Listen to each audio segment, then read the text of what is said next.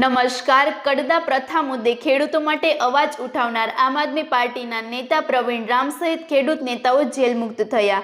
રાજુ કરપડા, પ્રવીણ રામ, રમેશ મેર, હંસરાજ ભાલાળા, વિપુલ હરિયાણી, વિપુલ મકવાણા અને જીતેન્દ્ર ગોવિંદિયા જેલમાંથી બહાર આવ્યા બાદ કાર્યકરોમાં ઉત્સાહનો માહોલ જોવા મળ્યો.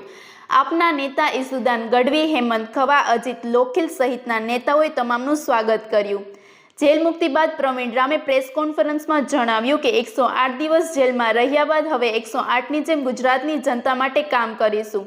તેમણે કહ્યું કે અમે તૂટીને નહીં પરંતુ વધુ મજબૂત બનીને બહાર આવ્યા છીએ અને ખેડૂતો માટેની લડાઈ અવિરત ચાલુ રહેશે.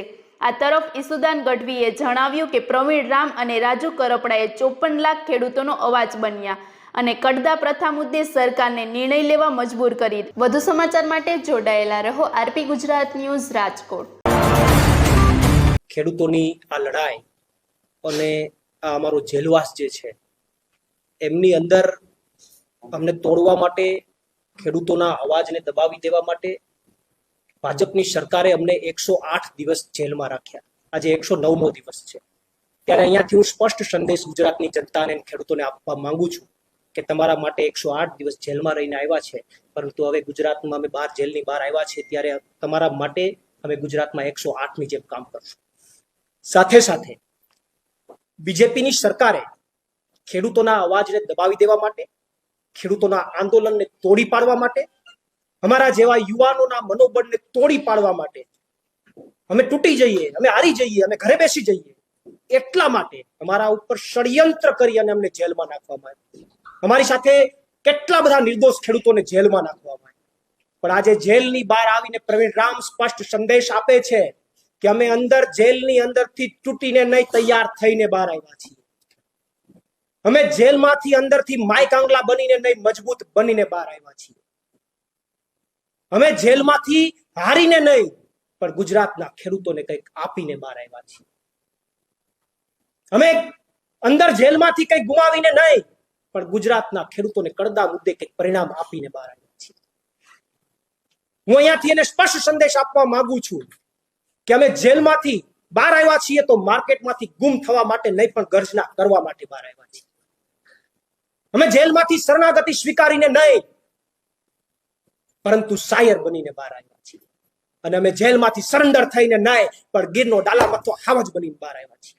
એટલે ભાજપને અહીંયાથી સ્પષ્ટ સંદેશ આપું છું કે ખેડૂતોની લડાઈ અટકવાની નથી.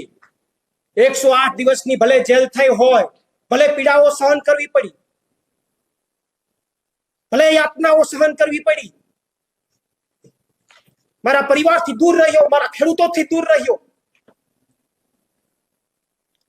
મારા નાનકડા દીકરાનો 1 વર્ષનો જન્મદિવસ, એના પહેલા જન્મદિવસમાં પણ હું હાજર નથી રહી શક્યો. મારા જન્મદિવસમાં હું દૂર રહ્યો, પણ મારી લડાઈ અટકવાની નથી. ખેડૂતો માટેની લડાઈ ચાલુ રહેશે. આ શરીરમાં જ્યાં સુધી પ્રાણ છે ત્યાં સુધી મારી લડાઈ ચાલુ રહેશે. બીજેપીમાં જેટલી તાકાત હોય એટલી તાકાત અજમાવી જોઈએ. મારી લડાઈ ખેડૂતો માટે, ગુજરાતના યુવાનો માટે અને ગુજરાતની જનતા માટે ચાલુ રહેશે. મને દુઃખ છે કેટલા દિવસો માટે મારા ખેડૂત પરિવારના લોકો, મારા ગુજરાતના લોકોથી હું દૂર રહ્યો, એની સમસ્યાઓથી દૂર રહ્યો, એના પ્રશ્નોથી દૂર રહ્યો. એમના સારા નરસા પ્રસંગોમાં હું હાજરી ન આપી શક્યો, એના મત બદલ હું માફી ચાહું છું. સાથે સાથે હું ગુજરાતના તમામ ખેડૂતોનું, આમ આદમી પાર્ટીના તમામ કાર્યકર્તાઓ, તમામ નેતાઓ, માનનીય અરવિંદ કેજરીવાલજીનો, માનનીય ઈસુદાનભાઈ, અમારું તમામ પ્રદેશ નેતૃત્વ, અમારા તમામ ધારાસભ્યો, તમામનો ખૂબ આભાર માનું છું કે એમણે આ સંકટ સમયે એનાથી બનતી પ્રયત્ન કરી અને ખૂબ પ્રયત્નો એમણે બહાર કાઢવા માટેના અને ખેડૂતો સાથે ઉભા રહેવાના કર્યા. એ બદલ તમામનો આભાર માનું છું. ખાસ મીડિયા મિત્રોનો પણ આભાર માનું છું. પણ આજે અહીંયા બહાર આવ્યો છું તો જે આંખમાં આંસુ છે એ દુઃખના આંસુ નથી.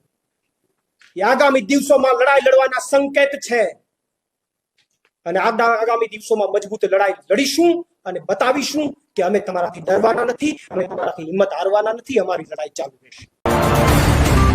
સાહેબ, તમે વિચાર કરો, ખેડૂતો વર્ષોથી આ મામલે અવાજ ઉઠાવવાની કોશિશ કરતા હતા, ભાજપ દબાવી દેતા હતા. જ્યારથી આમ આદમી પાર્ટીના નેતા ભાઈ રાજુભાઈ, પ્રવીણભાઈ અને આખી ટીમે જયારે અવાજ ઉઠાવ્યો ત્યારે આખા ગુજરાતમાં કડદા એને બંધ કરવા પડ્યા. ઓફિશિયલી એને લેટર આપવું પડ્યું કે આજથી હવે કડદા કોઈ કરશે નહીં. આ ખેડૂતો જાગ્યા.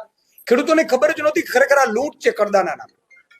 ત્યારે એમને ખબર પડી ને હળદરમાં જે રીતે સમગ્ર આમ આદમી પાર્ટીના નેતાઓ આવવાના હતા એટલે ખેડૂતો એટલા પ્રેમાળ થઈ અને હળદરમાં ગામમાં પહોંચ્યા ત્યારે ભાજપે ષડયંત્ર રચ્યું અને કેટલી હદે ષડયંત્ર રચ્યું છે. અંગ્રેજો ટૂંકા પડે. જલિયાવાલા બાગમાં જે રીતે જનરલ ડાયરે ચારે બાજુ ઘેરીને ગોળીબાર કરી હતી એ જ રીતે ભાજપે હળદર ગામમાં ખેડૂતોને અને હળદર ગામમાં રહેતા નાગરિકોને ઘેરીને ઘરે ઘરે જઈને માતા બેન દીકરીઓને પોલીસે લાઠીઓ મારી, લાઠીઓ વરસાવી, પત્રકારોને માર માર્યા.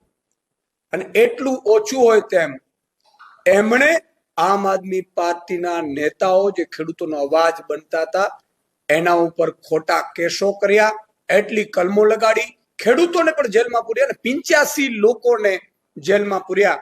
અને આજે 109મા દિવસના જેલવાસ બાદ માનનીય અમારા પ્રવીણભાઈ રામ, રમેશભાઈ મેર, રાજુભાઈ કરપડા અને બીજા પણ વિપુલભાઈ અને સહિતના 7 જેટલા આગેવાન અને ખેડૂતો આજે છૂટા થયા છે.